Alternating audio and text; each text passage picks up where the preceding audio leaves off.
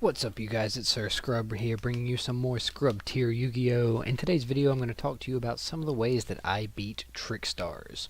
Before we get into the video, please leave a like and subscribe, and let me know what you think down in the comment section below. With all that out of the way, let's get into defeating Lollyburn. So I'm going to get this out of the way now. I fucking hate this deck. There, moving on.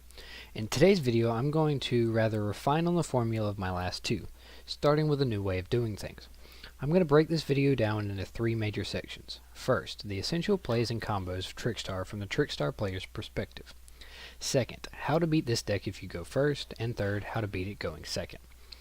The reason for this new topic is just in case you don't like or the deck you play can't use any of the cards I bring up and strategies that I bring up in this video, you kind of have an understanding of the way the deck functions, so that way you can find other ways to help combat this deck that fit into your own strategy. With all that out of the way, let's go ahead and get into our first topic, the Trickstar deck. Now, the actual Trickstar component of this deck is usually only about 12 cards. Most of the competitive Trickstar decks only run 3 Candina, 2 Lycoris, 1 Lilybell, 3 Light Stage, and 3 Trickstar Reincarnation. Now, the reason I outline this is simple. This deck is a rather small yet consistent engine. A single Light Stage can kickstart the entire deck, or a single Candina. This is rather helpful for the deck, considering your entire engine is accessible at the drop of a terraforming. This allows for a wealth of room to experiment around with. Popular engines spliced into Trickstars include Mech Knights, Sky Strikers, and even Invoked. This gives the Trickstar deck truckloads of flexibility. Of course, there is also the quote-unquote hand trap variant that simply plays the condensed Trickstar engine and a metric fuck ton of hand traps. This variant, for lack of a better term, is what placed second at YCS London not long ago. The deck specifically employed a small this specific deck employed a small Sky Striker spell engine. Due to the small space of the Trickstar engine, the deck often turns into what I classify as a clusterfuck, which is to say, it is, on paper, the deck looks like an unholy mix of shit that doesn't look like it should work at all, yet somehow it does. This unpredictability can make the deck extremely adaptable mid-duel. And the final aspect of the deck's strength that we must address is the infamous Reincarnation Droll combo.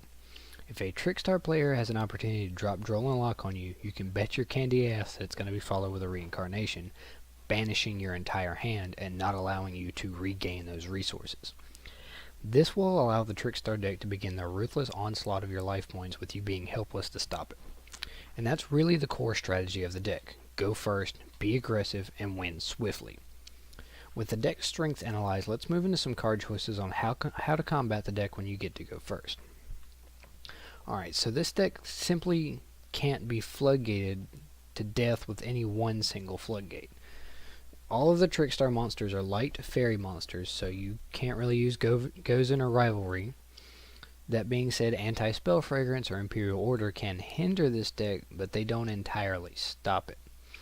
Now, that being said, all of the Trickstar monsters have relatively small attack value, so summoning a monster with over 2k attack that can't be targeted, thank you Nightmare Cerberus, can sometimes win you the game.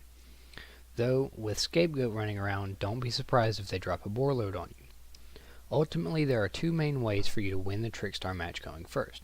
Either A, establish a monster that the deck simply can't deal with. Think Ultimate Falcon, Metaltron 12, things that are unaffected by card effects or big and untargetable or undestroyable.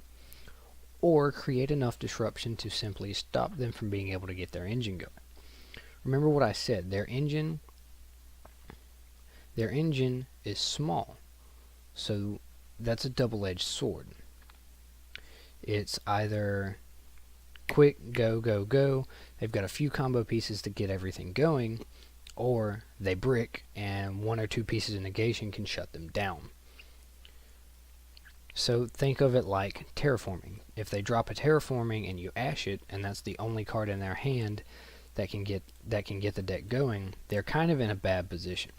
And so playing the right hand traps at the right time, if they have a worse hand, can simply skip their turn.